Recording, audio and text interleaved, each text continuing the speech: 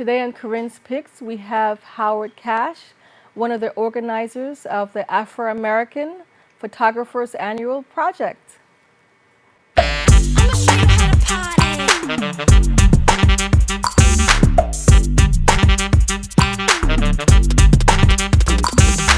Work.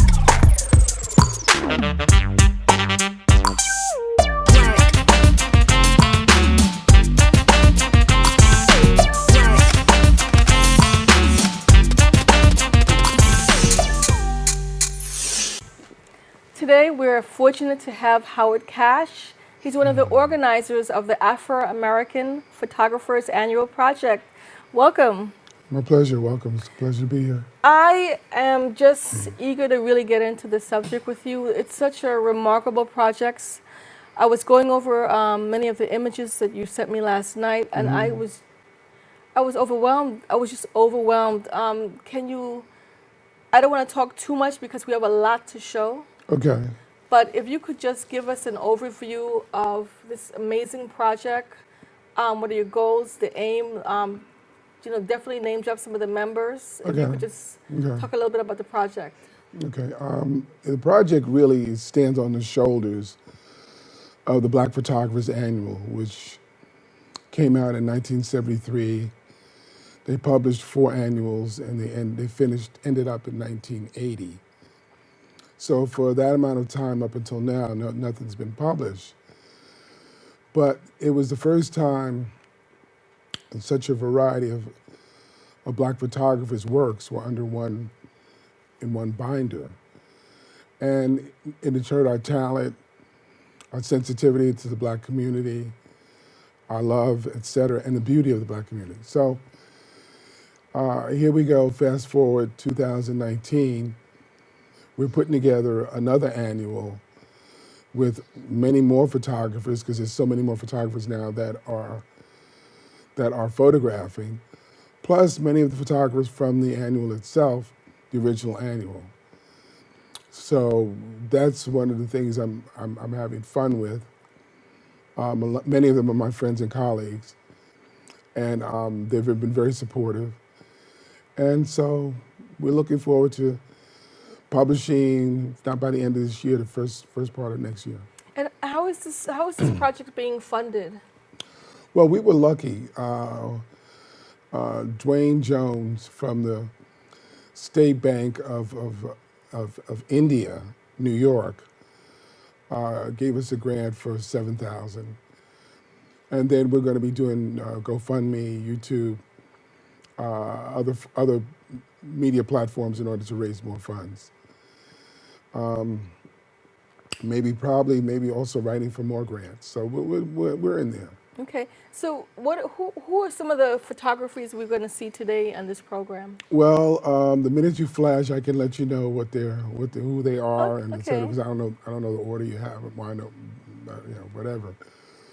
But they're very talented photographers, and as I said to you, we have out of the book we have about 20 of them. There's about 60 photographers, and out of the book, about 20 of them are women. Okay, fantastic. So yeah, so that's good, and they have some fantastic images.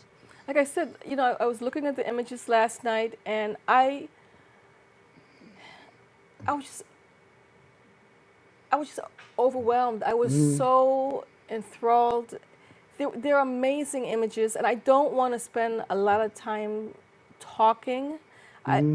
I want you to do most of the talking and to describe and give the history behind some of these images, Okay. and definitely highlight the photographers. So I'm going to stop talking, and we're going to try to get through Okay. all 15 images. All right, but first I want to say that Okay. there was a gentleman that began this journey with me. His name is A.D. Minter. He was a photographer, and we began this project together, but unfortunately, he caught cancer, and he fought it as well as he could, but eventually he had to make a transition. So a lot of this was our collaboration. Some of the editing was also with a gentleman by the name of Sean Walker. So we work as a team. It's not just me. It's a team effort. So And also, too, I get a lot of support from our group, the Black Photographers Collective, who we formed an organization down in Harlem, and we're going about making sure that our works are seen on the various media platforms. Okay. So yeah. Thank you for that backstory. Can we see the first image, please?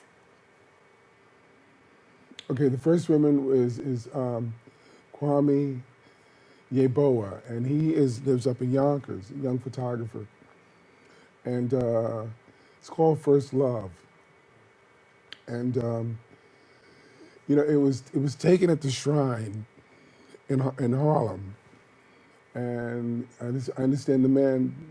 It was his first date, and he liked the photograph so much that he ran Kwame down and had him give him some more, make some more. He bought some more. So yeah, but that was shot in Harlem. Now this is a photographer by the name of Navis Oliver. This was shot in Kenya, and Navis travels back and forth to Kenya. And right now, Navis is working on a book about Barack Obama's grandmother called Mama Obama. Now, he's almost finished, and he should be launching it, I guess, in the next few months. So he goes, he's been doing that for about, I guess, 2 years.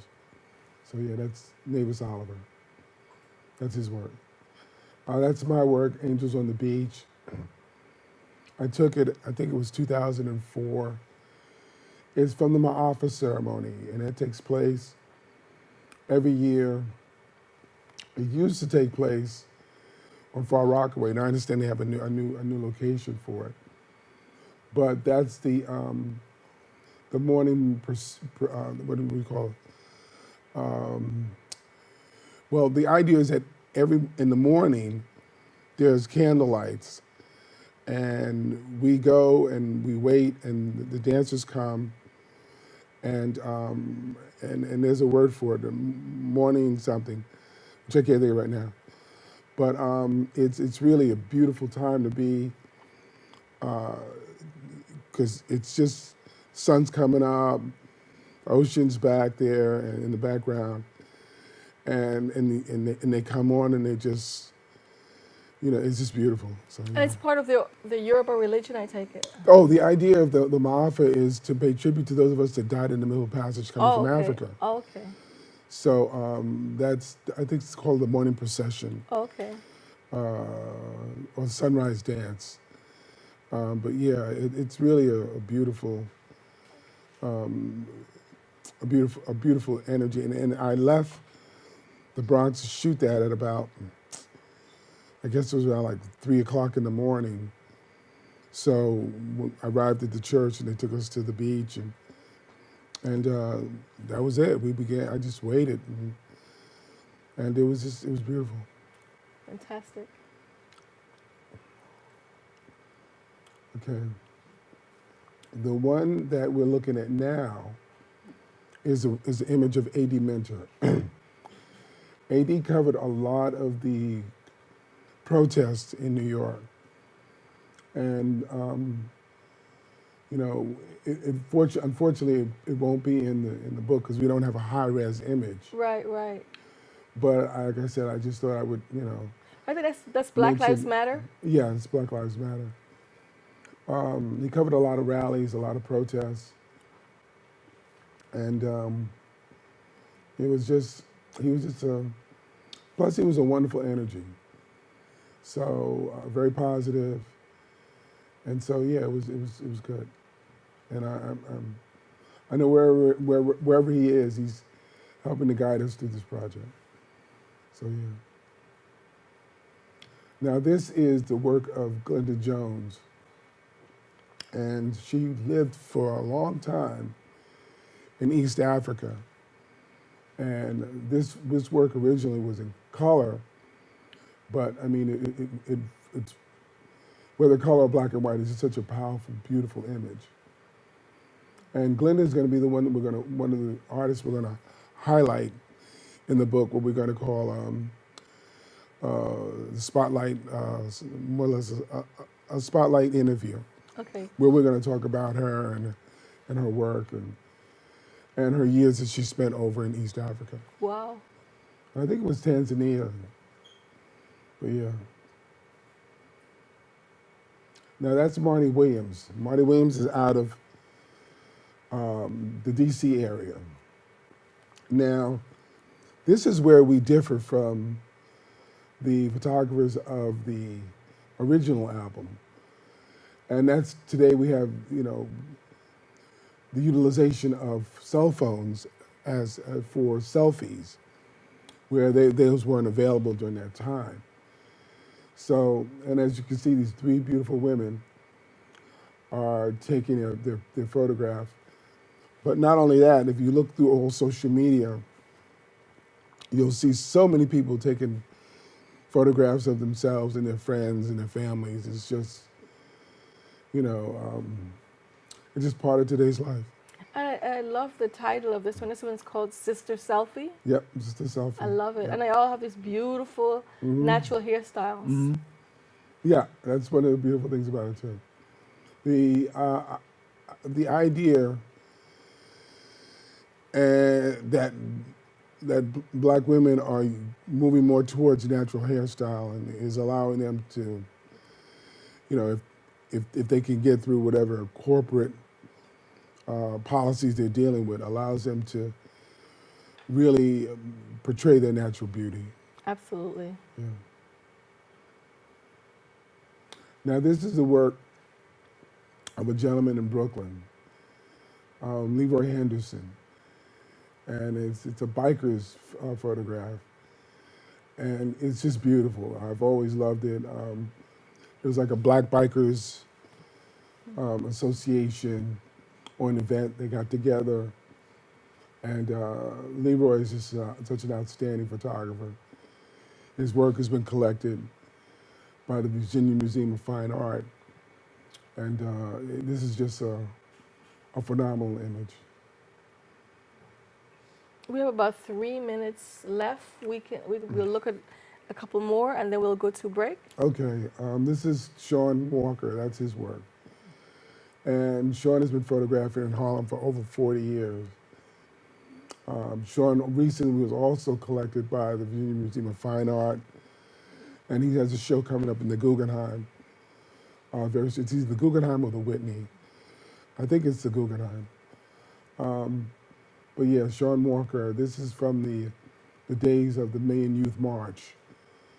I think that glove is significant too. Yeah, Because one of the runners in the Olympic, I think in Carlos and Smith, Juan Carlos and Tommy Smith, they popularized the black gloves. Right, exactly. From the days of protesting racism in America, which Exactly. still exists, very, very strongly today, especially through the world, in the eyes of Trump supporters and Donald Trump. So before there was taking the knee, there was the black glove. Yeah, that's true. That's very true.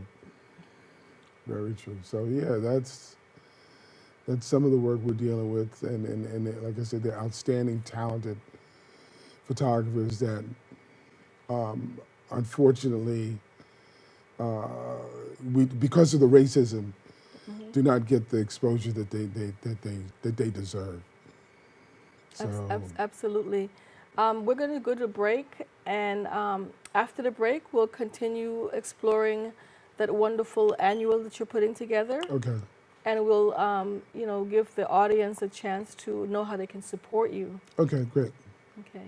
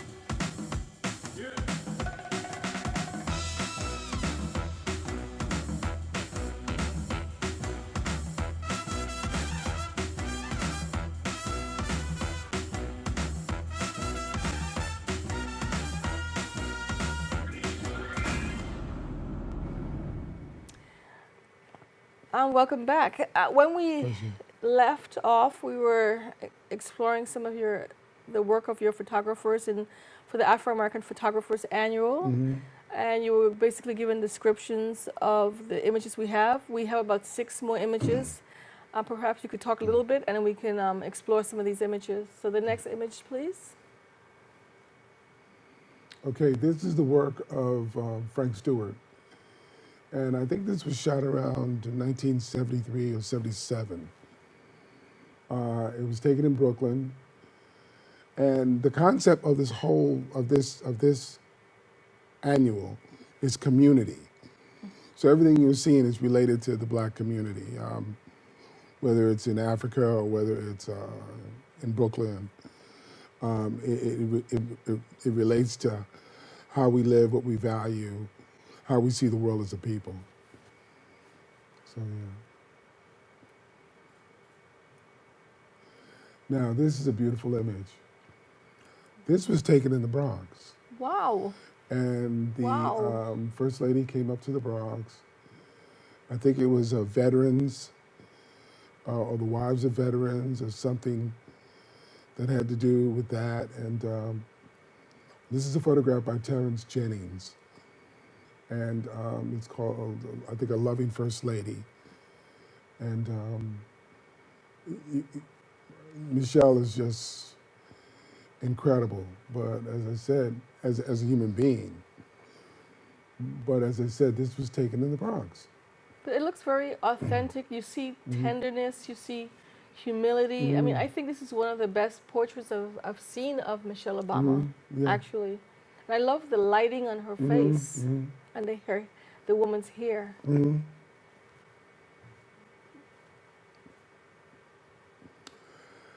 This is the work of Baron Claiborne. Now, yes, you are looking at Jay-Z. And that's when Jay-Z visited Nigeria and was up in Kano. Kano is the northern region of Nigeria. And he's dressed in traditional wear. And nobody has ever, when I saw the image the first time, I took a double take. And then Baron explained to me that, yeah, he covered Jay-Z when he was in Nigeria. He looks like an And, African prince. yeah. He looks very regal in that image. He does. And so it was just, it's just a beautiful image. It's powerful, it's elegant, it just has a certain amount of strength to it by a gentleman you would never, ever expect to be on that platform. Well, actually, I kind of disagree with you because the thing I like about Jay-Z and Beyonce as a couple is that even though they do represent pop culture, they use a lot of the African aesthetic, whether it's the skin painting or some of the outfits that her mother designs.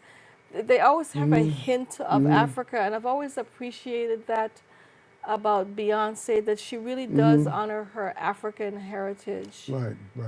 But Jay-Z, it's a little different. And because in her dances, you can see African movement. Absolutely. But JD doesn't dance. I mean, you know, and his raps, as far as I know, make very few references to Africa. Right. So the idea that, and he was, you know, and he looks beautiful. I mean, I do know he collects I do know he collects art, and that I do know. But like I said, that was, well, it's just very surprising, but beautiful. Now this is Karen Wells. And Karen is a collector of photography. She lives in New Jersey. And some of her work will be in the annual, some of her collection. She was able to acquire a body of images, photographs, through a source. And so she made it available to us. Wow. Myself and Sean went out there. We went through everything. And we chose, I think about maybe 10, 15 images that we're going to include in the annual. So yeah. And those are images, as you can see, going up the stairs, the photographs. Will that be the first time her collection is seen in public? I think so. I think so. I think probably, maybe, I think she mentioned maybe once before, but not on this scale. Okay. This is one of her images that's in the collection. And if you look in the lower left hand, at the bottom to the left, you'll see Gordon Parks. And what it is, it's a selfie. He set the camera up on a stand, and in his hand at the bottom, on his right hand, he has what we call a shutter. It's like it's like a long cord. It goes to the camera, and when you press it, it releases the lens. It opens the lens. So yeah, that's Gordon Parks with some of his friends. Now this is one of the photographs in Karen's collection done by the great James Vanderzee. And Vanderzee was a Harlem photographer who covered Harlem life in his studio and sometimes on location. And he was a master. And many people, Basquiat, went to him to have their portraits made. There's a little history of James Vanderzee in my family as well. My big sister, her baby picture was done by James Vanderzee. Okay. And I think there's a picture of my mother in a wedding gown that's also Okay. James Vanderzee. And during that time, a lot of my mother's cousins, he was the person that a lot of black people went to in Harlem to get portraits taken. Yeah, So if you have one of those, you have a prize. That's right. That's right. He was a man. So we basically went through all your images, and I want to make sure that we leave this program in a fine footing in terms of what you need, where you're going from here with this project, or what do you need the public to do from here on? Well, we go through an organization called Fractured Atlas, and they are a non-for-profit. And what they'll do is whatever money you donate to the African American Photographers Annual through Fractured Atlas, just go online and just put, hit, you'll open up, hit donate, and you'll get a tax deduction. Okay. So, that's like the easiest way, and to make a donation to help us continue raising more money for the project. But there are 1,001 other things. Like when we get the book out, we're going to be looking for people that we could, who will help us distribute platforms. Okay. There's this wonderful new bookstore in the Bronx that just opened up, so we're going to be speaking with her. What's the name of that bookstore? I don't quite know, but Okay, I do remember sorry. seeing it on television. Okay. Sometimes, and I think I know the area where it is, where the bookstore is. So yeah.